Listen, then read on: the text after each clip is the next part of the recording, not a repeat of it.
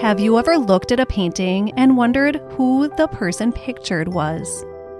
Did you know that some of the most famous paintings in the world, like the Mona Lisa, are portraits of real women from history? If so, then I have the perfect podcast to share with you. The beautifully curated podcast, Art Muse, which shares the life stories of the women pictured in famous works of art. In doing so, host Grace Anna aims to reshape the ways in which we interpret those well-known works by paying dues to the women whose images have been immortalized, but whose names and stories have been wrongfully overlooked. Each episode focuses on a specific female muse, sharing their important life and legacy. Art Muse is currently in its third season, which focuses on women pictured in works of art who are performers in their own right. From Marian Anderson to Evelyn Nesbit to Sarah Bernhardt, these stories will keep you on the edge of your seat. For more information, you can check out their website, artmusepodcast.com, or just search Art Muse wherever you get your podcasts.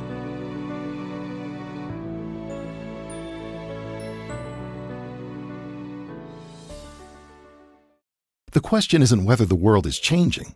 It's whether you'll be ready for it. At Arizona State University, your education is built around the careers of the future. You learn from renowned faculty and researchers who are driving their fields forward, not just teaching about it. It's why we're ranked number 1 in innovation and number 2 in employability among U.S. public universities.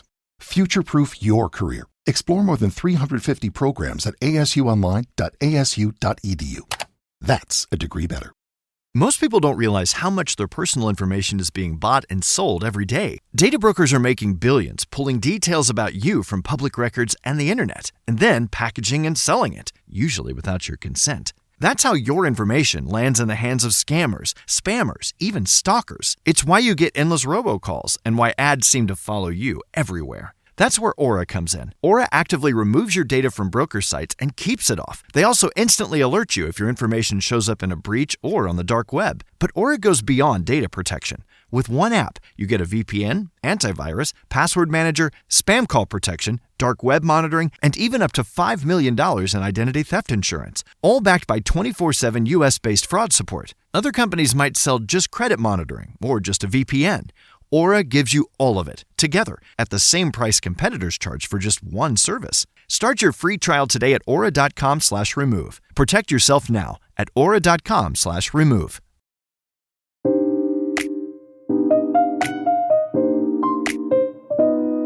Hello, listeners. Welcome to Stars of the Golden Age, a show that highlights the lives of legends from film, music, and the birth of television during Hollywood's Golden Age, with a special emphasis on their lives behind the scenes. I am your host, Erin Carlson.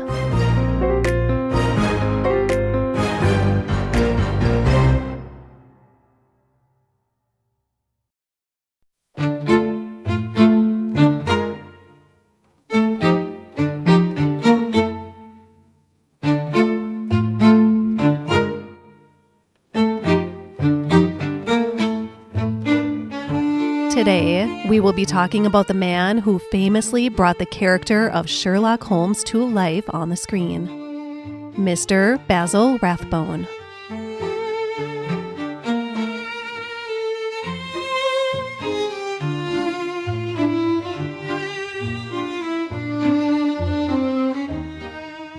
Philip St. John Basil Rathbone was born in South Africa, Johannesburg, on June 13, 1892. His father, Edgar, was British, hailing from Liverpool, but living in Johannesburg for work, and his mother, Anna, was Irish. The work that had brought the couple to Johannesburg was gold mining. Edgar was a mine inspector. It was a family tradition in the Rathbone family to not use the given first names.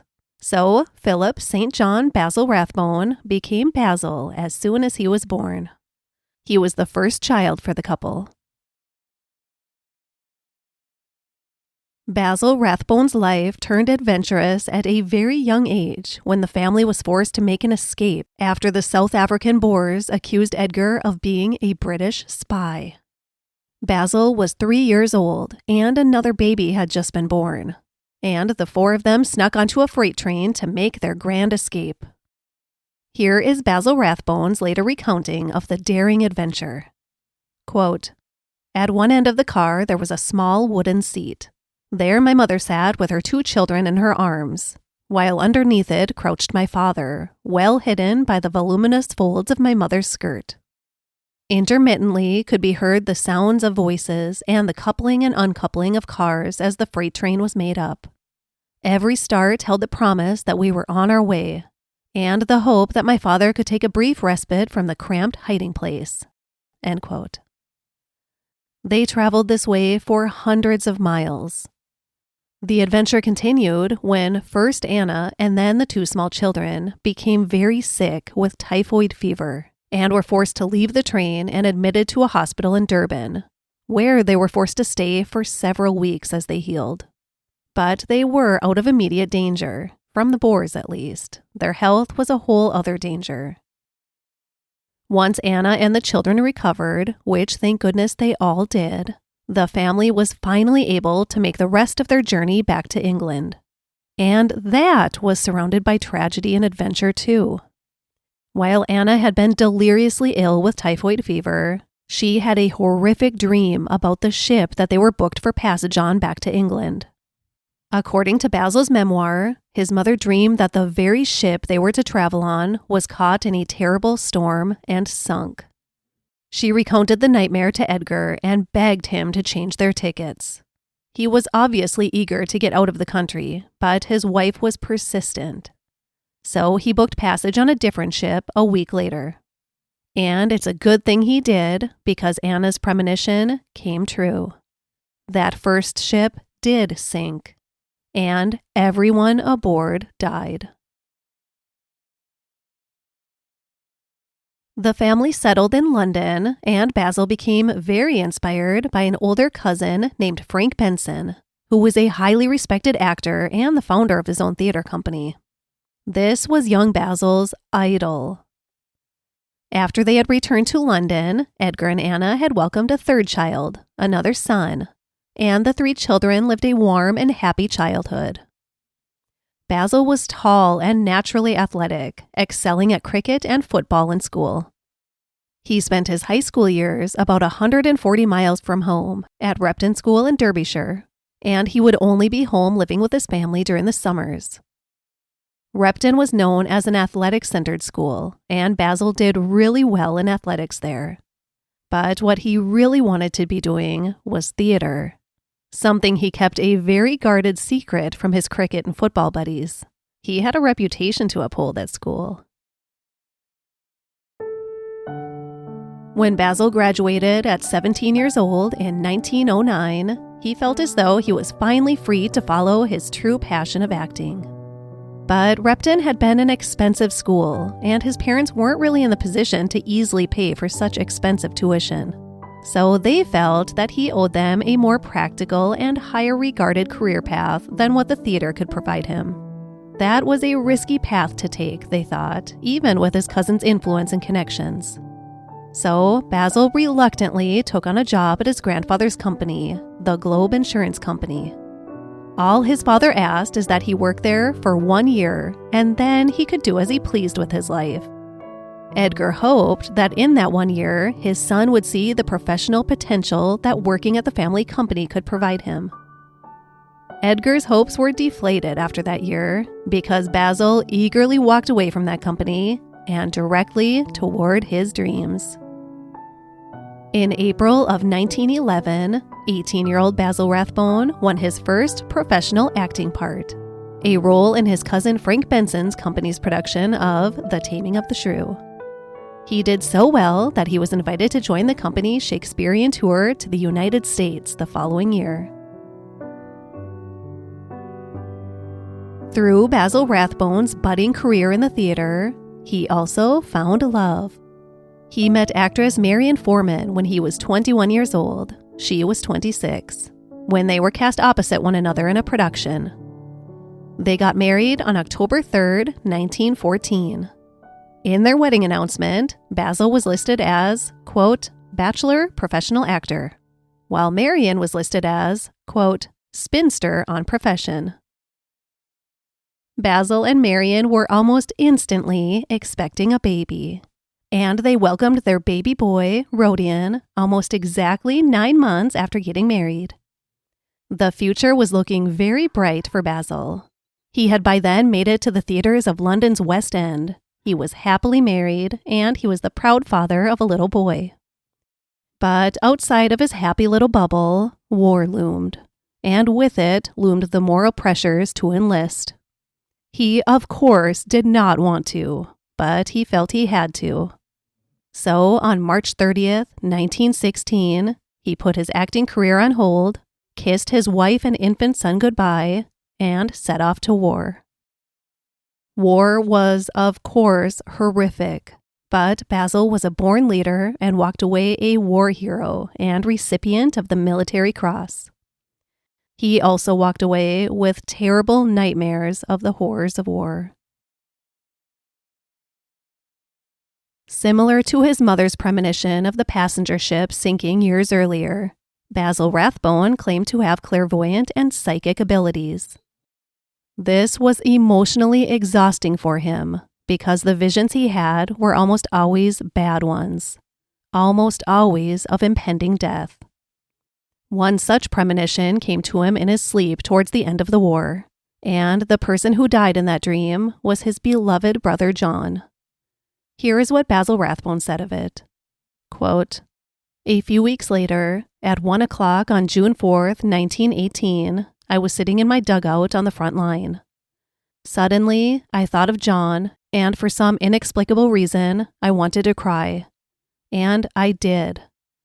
Immediately, I wrote him a letter to which he never replied. And in due course, I received news of his death in action at exactly 1 o'clock on June the 4th. We had always been very close to one another. End quote. Sadly, Basil's mother Anna had died just 2 years prior, right after sending her boys off to war. The once happy and thriving Rathbone family was now forever changed. 2 of them were gone, and the surviving were never again the same as they had been before the Great War. Like so many other men returning to their normal lives after the war, doing so was anything but normal. The war had been one of the deadliest conflicts in human history. Basil Rathbone, and most every other man who had fought, had killed people and seen countless men die right in front of him. They had lost friends and been forced to commit unspeakable acts. War leaves soldiers with scars that could never be completely healed, and Basil Rathbone was left with many. He was emotionally damaged. He was not the same young man who had left to serve his country.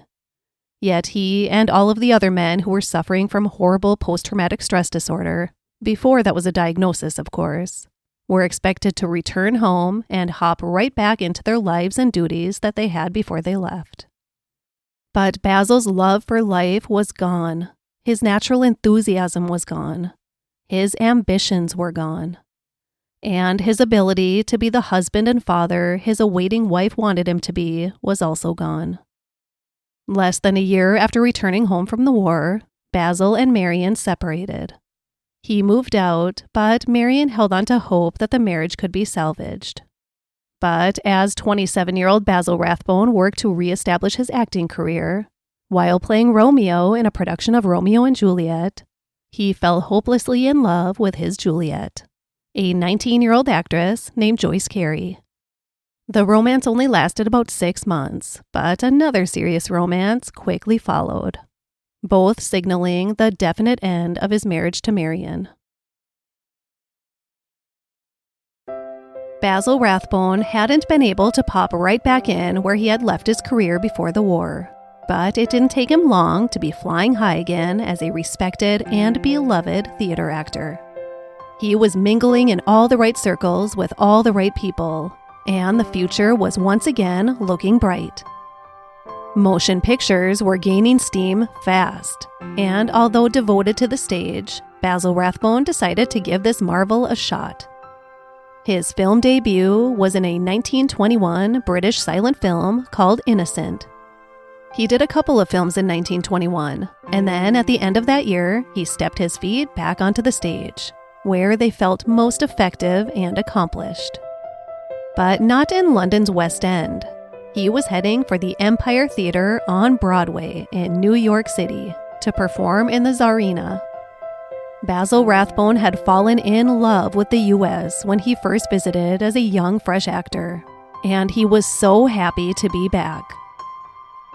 The course of his life was forever changed when he took that voyage to America and that job on Broadway, because reminiscent to Vivien Leigh and Laurence Olivier's origin story, there was a woman in the audience one evening who, upon seeing Basil Rathbone's performance, turned to her friend and said, "One day I'm going to marry that man." And like Vivien Leigh, she was married to another man at the time. Well, she did marry that man. Just not quite yet. It took 2 whole years for Basil Rathbone to meet the woman who had declared him to be her husband from her seat at the Empire Theatre. But he finally did in November of 1923.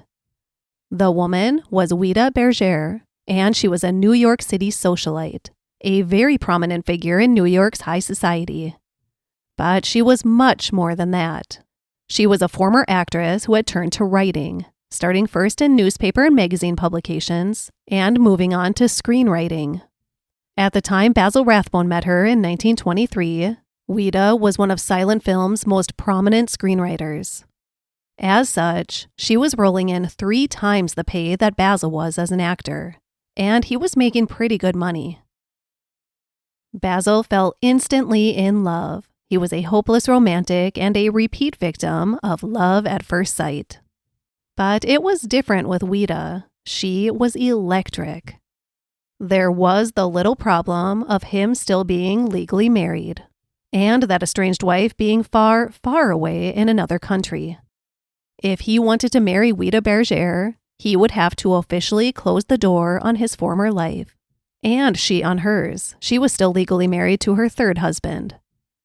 The time had finally come that Basil would have to officially say goodbye to his wife and the son that he hardly knew. He and Ouida took the trip to England in the summer of 1924, shortly after he scratched another accomplishment off his list of accomplishments in his new American life. His first American silent film, Trooping with Ellen. Although Basil loved his new life in the States, he was happy to return home and see old friends and family. Tragically, Basil's father passed away just before they arrived in England. He died on Basil's 32nd birthday.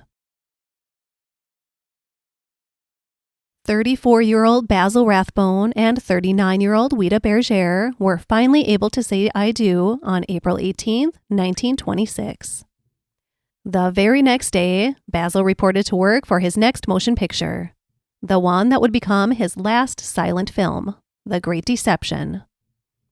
Now married, Ouida left her successful screenwriting career to put her full support towards her new husband.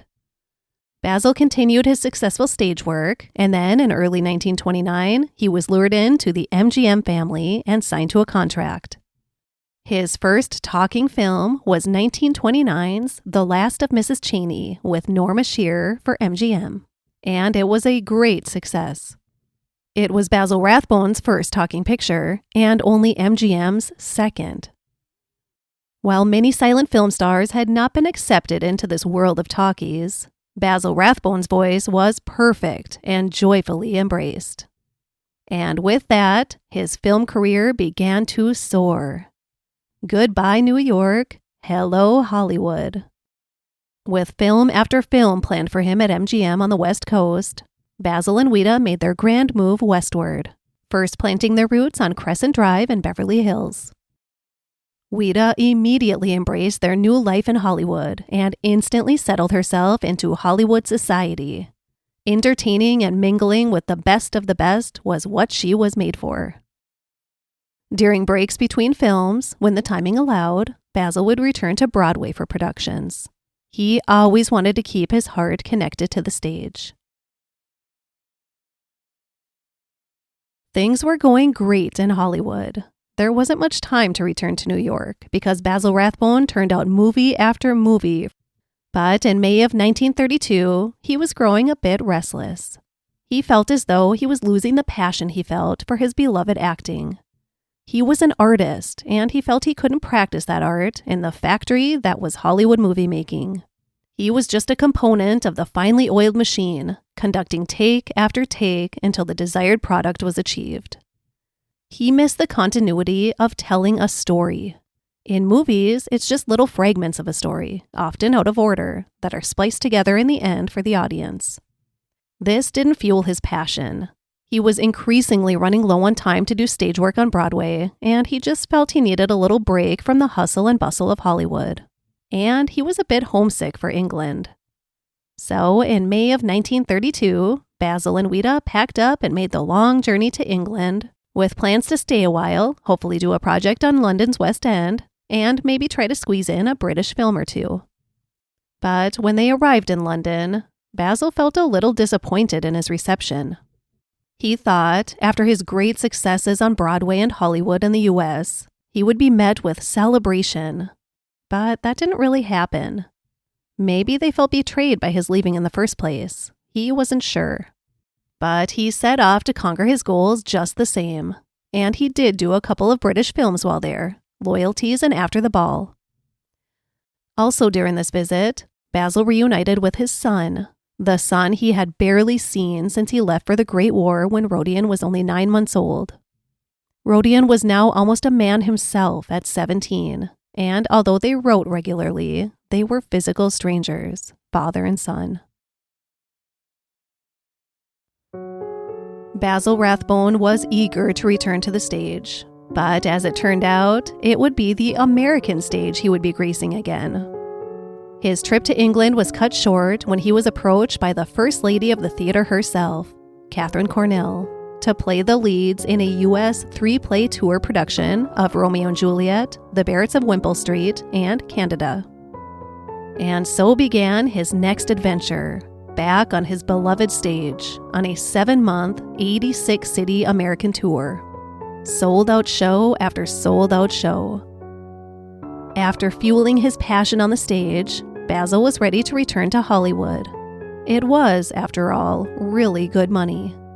And he returned with a bang and great praise for his role of Pontius Pilate in The Last Days of Pompeii, followed by a couple of Charles Dickens classics, A Tale of Two Cities and David Copperfield, amongst other movies.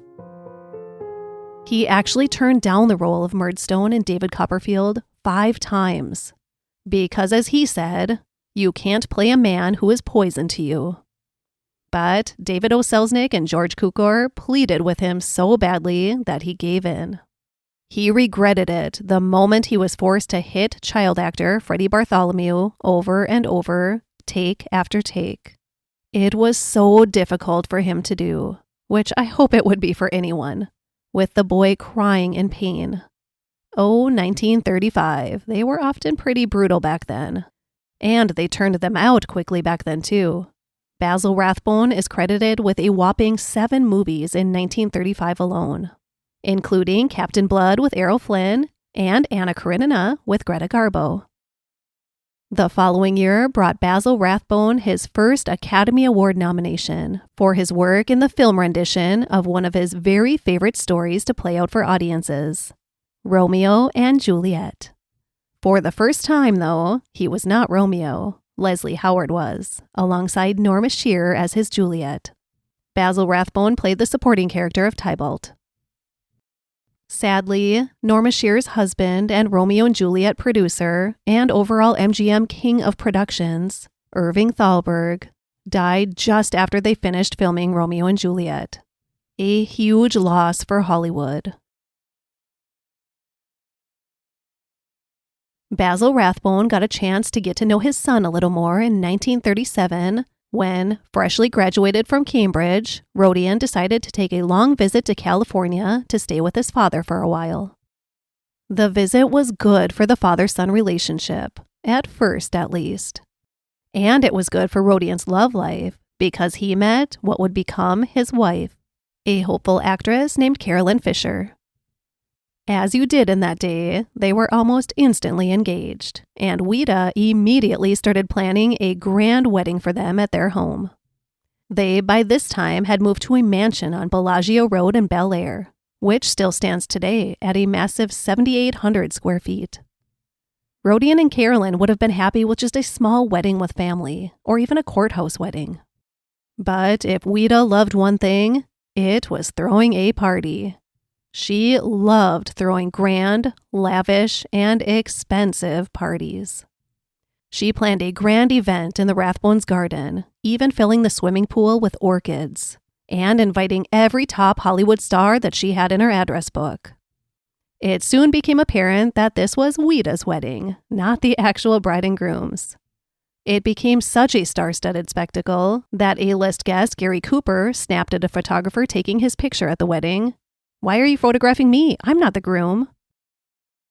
The wedding went well. Ouida was happy, and the newlyweds were gifted a fully furnished home in Hollywood as a wedding present from Basil and Ouida, which the bride graciously declined. And that really pissed off Ouida. How rude of her to turn down such a generous and thoughtful gift. The situation turned into a massive argument, and Basil was on his wife's side.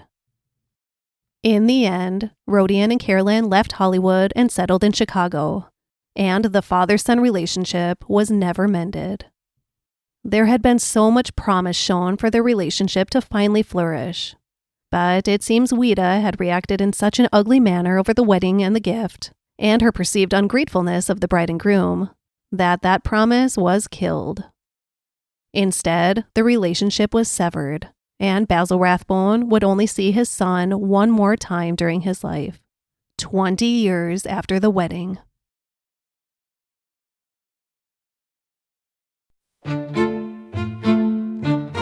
Let's move along to Sherlock Holmes. That's what all of this has been leading up to, right? It was the fall of 1938, 20th Century Fox, and studio head Darryl F. Zanuck was going to bring Sir Arthur Conan Doyle's Sherlock Holmes to life on the silver screen. It wouldn't be Sherlock Holmes' first time being portrayed on screen, but Zanuck was going to make sure it was the best.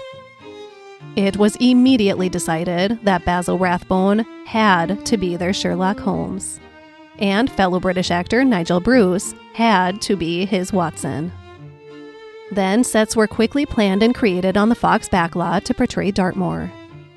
Here is how Nigel Bruce later recalled it.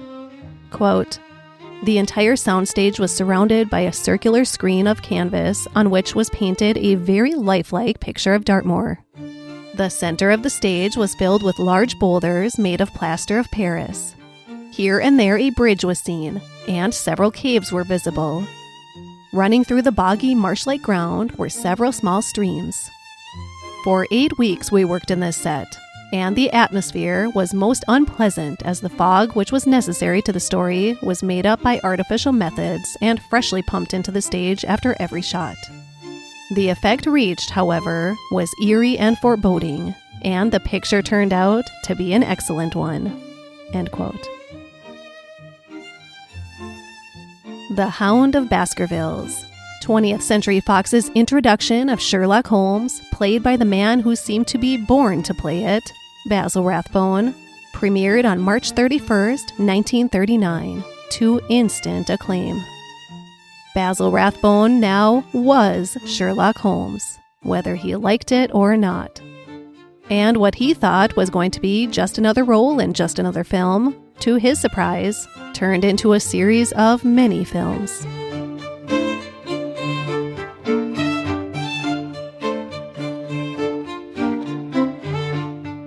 There was more excitement happening in the Rathbones' lives in 1939 besides the success of Sherlock Holmes and the Hounds of Baskervilles. Just 2 weeks after the film's release, Basil Rathbone would get another chance at fatherhood when he and Ouida adopted their daughter, Cynthia, born on April 13, 1939. Basil Rathbone took his role as father much more seriously this time around. He adored his daughter, and she adored him. The addition of an infant to their home did not stop Ouida from entertaining. Here's an account from a temporary member of their staff from that time in 1939, Joseph Ishikawa. Quote, Ouida Rathbone was considered the leading dinner hostess in Hollywood. One time, while I was working there, she had 100 guests to dinner. She had 12 stoves lined up along the walled fence over the golf course, and each cooking from the same menu for one of the 10 tables of 10 diners. Of the 2 weeks I was on the job, Ouida also held a dinner party for 10 people, which included Hedy Lamarr, Charles Boyer and his wife Pat, Norma Shearer, the Canadian actress, Mervyn LeRoy and his wife, and several others. Basil Rathbone was a very decent, considerate man. He didn't take a chauffeured limousine to work, but drove himself, leaving at 6 a.m. and returning home after 6 p.m. One day, he had spent 10 hours filming in the water, and when he returned had a cheerful greeting for everyone. Then he asked Ouida how her day had gone. She had gotten up after noon and complained that the day had gone badly. He sympathized, but she never inquired how his day had been. End quote. Less than 2 months after The Hound of the Baskervilles was released, filming began on the next Sherlock Holmes installment, The Adventures of Sherlock Holmes.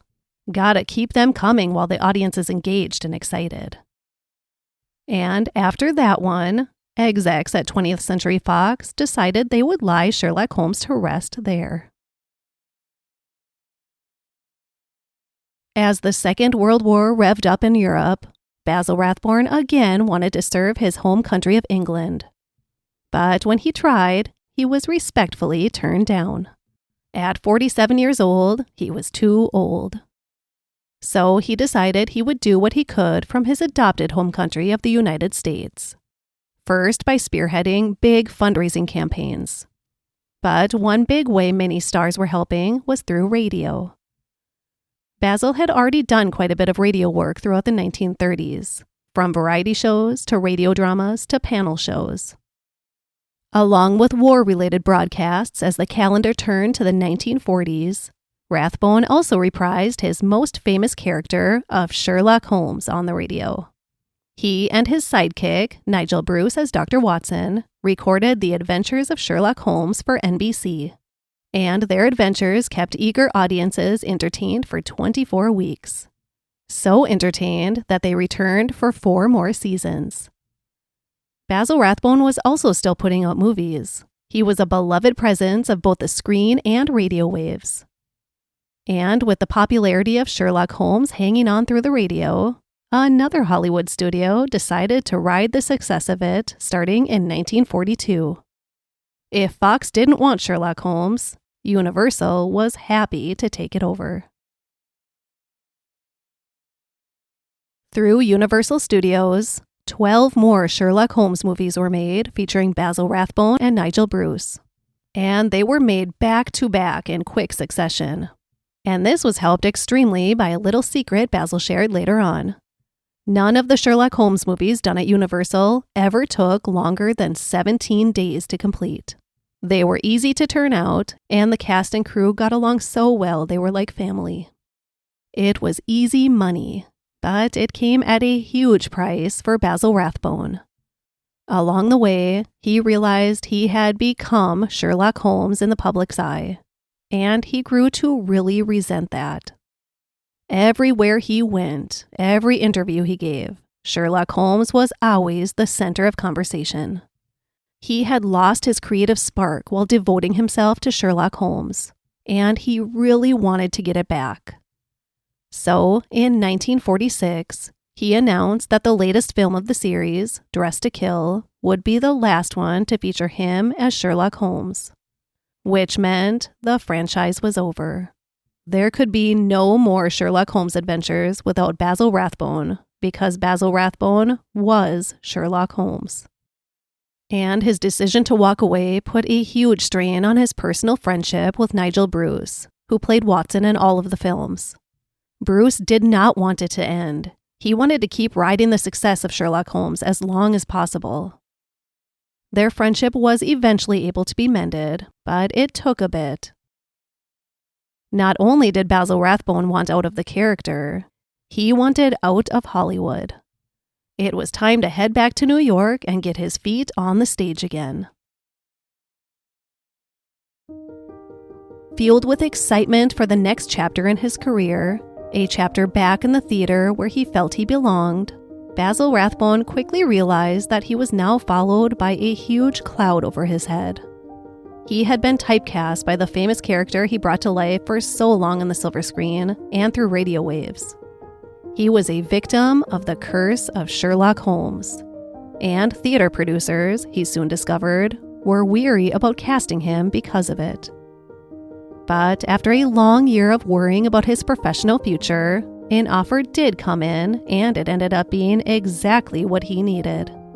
It was a play called The Heiress, and it played to sold-out houses in New York for a year before going on the road for a year.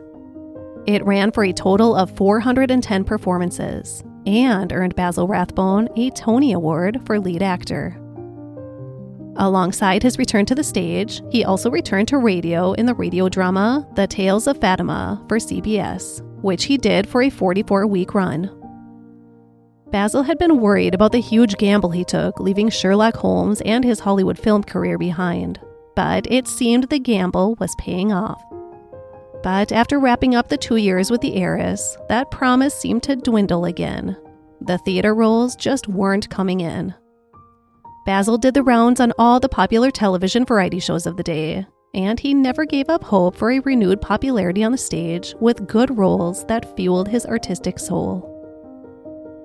Finally, in 1953, Basil wondered if what he had to do was bring Sherlock Holmes back, the character he had wanted to leave in the past. He enlisted the help of his wife, Ouida, to write a script. Remember, she was once a successful screenwriter. And they made plans to bring Sherlock Holmes to life on the stage. Unfortunately, Nigel Bruce had suffered a heart attack and was unable to reprise his character of Dr. Watson in the production, and he actually died later that year. Basil Rathbone had huge hopes for the success of this play, but it wasn't received with the enthusiasm he had hoped for. It only lasted for 3 performances. As Basil Rathbone said in his autobiography, quote, "The opening night audience in New York had seemed listless, and only modest applause had greeted our efforts. The Wednesday morning reviews dug a deep grave for us. The afternoon papers shoveled us in, and in due course, the magazines covered us up." End quote. Basil Rathbone spent the next several years appearing on TV variety and game shows, doing television commercials, doing stage work, and traveling back west and appearing in supporting roles of movies. He wasn't ready to hang up his hat, and he had Ouida's lifestyle and lavish parties to fund. Speaking of Ouida, she and Basil received a visit in 1958 or 1959 from one of Basil's estranged son Rodian's daughters. Now a young adult, she wanted to meet her famous grandfather. Here is what she recalled of the visit. Quote, "My first and only meeting with him was difficult. I came away pretty sure I didn't want to meet Ouida ever again. She regaled me for 2 hours with tales of how awful my parents were, and this after 20 years. I was polite and furious. Basil was quiet, and I came away feeling she had all the power because he gave it to her. He could be the most brilliant villain on screen, but in his home, it was a different story." End quote. Although others had unsavory things to say about Ouida at times, her devoted husband never spoke an unkind word about her. By 1965, the theater roles had dried up and the movie roles were too embarrassing for Basil to even want to talk about. He was 73 years old, and he still had to earn a paycheck. The lifestyle they had lived throughout the years, and continued to live, had eaten up any savings and forced him to keep bringing home a paycheck. He appeared in a number of low-budget films, mostly horrors. Movies with titles like Queen of Blood, Hillbillies in a Haunted House, and The Ghost in the Invisible Bikini. You get the idea.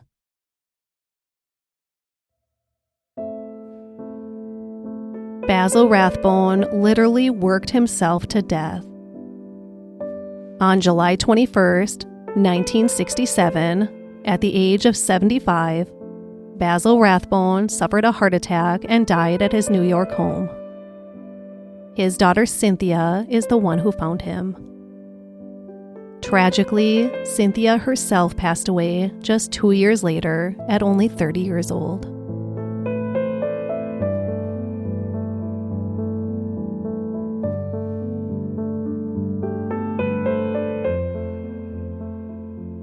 And now I would like to share a few other interesting things I learned during my research. Bullet point number 1. Basil Rathbone was an expert swordsman and was a British Army fencing champion. Bullet point number 2. Basil Rathbone was a huge dog lover and almost always had a beloved dog by his side. He usually had several dogs at any given time. Bullet point number 3. Basil Rathbone was Margaret Mitchell's first choice to play Rhett Butler in Gone with the Wind. Bullet point number 4. The day Basil Rathbone died, July 21st, was his estranged son's birthday. So not only did Basil Rathbone die on his son's birthday, but his own father, Edgar, died on his son Basil's birthday. So 2 fathers dying on their sons' birthdays. In conclusion, Basil Rathbone knew from a young age that he wanted to be an actor. He had an energetic and creative soul, and he knew he belonged on the stage. He was a classical actor, having played every major Shakespearean lead on the stage. And that is where his heart always remained. It was the character of Sherlock Holmes, however, that made him a superstar and made him a very wealthy man. The character he brought to life, thinking it would be a one-time role and he would say goodbye to Sherlock Holmes like he had every other movie character he played. Little did he know at the time, but he would be Sherlock Holmes for 7 years and 14 movies, not to mention on the radio. And the role would forever change his life and career. He may have resented the character, but Sherlock Holmes and Basil Rathbone's portrayal of him have been beloved by so many, and always will be. Thank you, Basil Rathbone, for perfectly bringing Sherlock Holmes to life. And thank you for reminding us to always chase our dreams. And thank you all for listening. Reach for the positive in every day, be kind to everyone you encounter, and have a great rest of your week. My primary source for this episode was a book titled The Curse of Sherlock Holmes, The Basil Rathbone Story by David Clayton, and IMDB.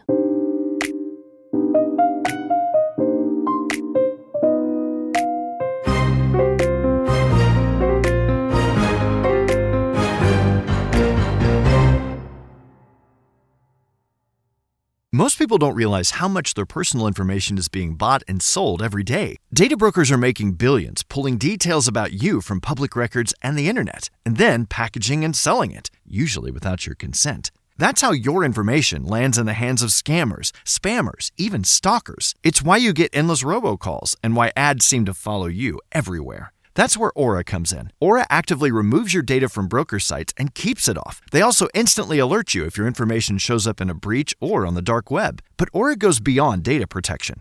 With one app, you get a VPN, antivirus, password manager, spam call protection, dark web monitoring, and even up to $5 million in identity theft insurance, all backed by 24/7 US-based fraud support. Other companies might sell just credit monitoring or just a VPN. Aura gives you all of it, together, at the same price competitors charge for just one service. Start your free trial today at aura.com/remove. Protect yourself now at aura.com/remove.